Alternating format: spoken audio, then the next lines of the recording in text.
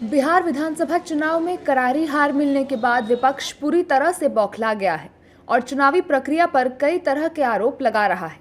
बिहार चुनाव में एनडीए की बम्पर जीत को विपक्ष मानने को तैयार नहीं है और एसआईआर समेत कई तरह की वजहों को जिम्मेदार ठहरा रहा है। अब इस बयानबाजी में कांग्रेस सांसद प्रियंका गांधी के पति और उद्योगपति रॉबर्ट वाड्रा भी कूद पड़े हैं। वाड्रा ने बिहार विधानसभा चुनाव में एनडीए की प्रचंड जीत पर गंभीर सवाल उठाए हैं। उन्होंने दावा किया कि चुनाव सही तरीके से नहीं कराए गए और बिहार में दोबारा चुनाव होने चाहिए। साथ ही उन्होंने बिहार की हार के बाद आंदोलन करने की बात भी कही है। रॉबर्ट वाड्रा ने क्या कुछ कहा है, सुनिए। ये बिल्कुल चुनाव ठीक नहीं था। अब ये नहीं कि क्योंकि वो जीते हैं, आप नंबर देखिए और आप देखेंगे कि अगर उन्होंने 100 सीट से उन्होंने वोट वो चाहते थे कि लोग उनको वोट करें, 100 सीट उनको मिले, पर उनको 92 तक उनके सीट आए हैं।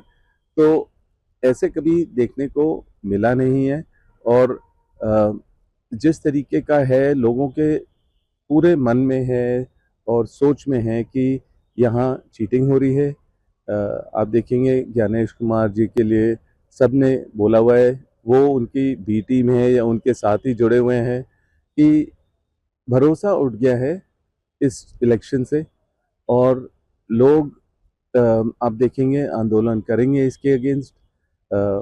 तेजस्वी ने के लिए पूरी भारत के जो बिहार की जो जनता है वो बाहर निकले थे उनको सुनने के लिए। रॉबर्ट वाड्रा ने केंद्र सरकार और चुनाव आयोग पर जो आरोप लगाए हैं उससे सियासत पूरी तरह गर्मा गई है। बीजेपी और उसके सहयोगी दलों ने कांग्रेस और रॉबर्ट वाड्रा पर तीखा हमला किया है। इस दौरान उन्होंने कहा है कि बिहार की जनता ने कांग्रेस और राहुल गांधी को आईना दिखाया है और अब विपक्ष अपनी हार को छिपाने के लिए इस तरह के आरोप तो लगाएगा ही।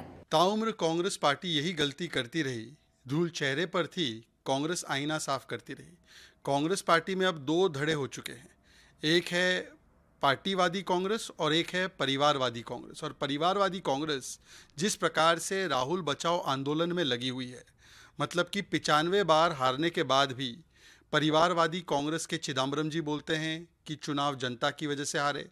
अब रॉबर्ट वाड्रा बोलते चुनाव ढंग से नहीं हुआ।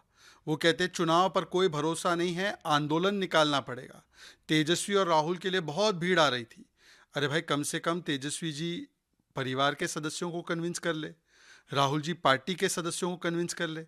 शकील अहमद हो, तारिक अनवर हो, रंजीत रंजन हो, ये सभी लोग बोल रहे हैं कि हम वोट चोरी से नहीं हारे, टिकट चोरी हुई। राहुल गांधी का कोई ध्यान नहीं था चुनाव में। देखिए, कांग्रेस की शुरू से आदत रही है, जब भी वो हारती है तो कभी ईवीएम तो कभी वोट चोरी, इस प्रकार के मनगढ़ंत आरोप लगाती है। और रॉबर्ट वाड्रा से कहिए कि एक बार नॉर्थ इंडिया में राहुल जी लड़के देख लें तो उनको पता चल जाएगा कि कितने पॉपुलर है। बिहार की जनता ने जंगल राज को नकारा, बिहार की जनता ने राहुल गांधी के झूठ को नकारा और राहुल गांधी और कंपनी ने जिस प्रकार का झूठा भ्रम लोकसभा में फैलाया, तो इस बार भी इस चुनाव में भी उन्होंने झूठा भ्रम फैलाने का प्रयास किया। लोगों को क्या मूर्ख समझते हो आप? बार बार कोई भी ये भ्रम फैलाएंगे और लोग इनके झूठ का शिकार होंगे? ये कतई संभव नहीं है।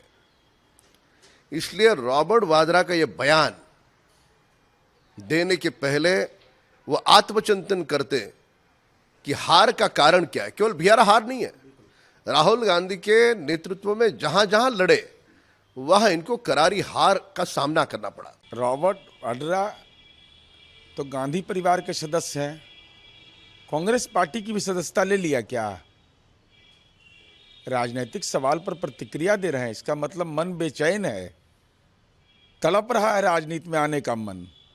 चुनाव आयोग एक संवैधानिक संस्था है, सवाल पूछने के पहले केवल संपत्ति का होमवर्क मत करिए, चुनाव आयोग की संवैधानिक प्रक्रिया का भी होमवर्क करिए। एसआईआर कोई पहली बार नहीं हो रहा है